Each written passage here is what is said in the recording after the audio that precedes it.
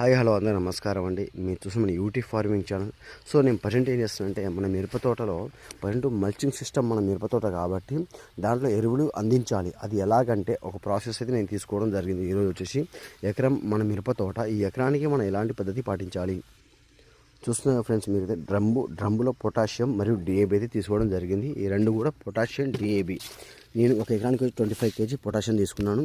అలాగే డిఏబి వచ్చేసి 10 నుండి 15 kg తీసుకోవచ్చు మనం సుమారుగా అయితే.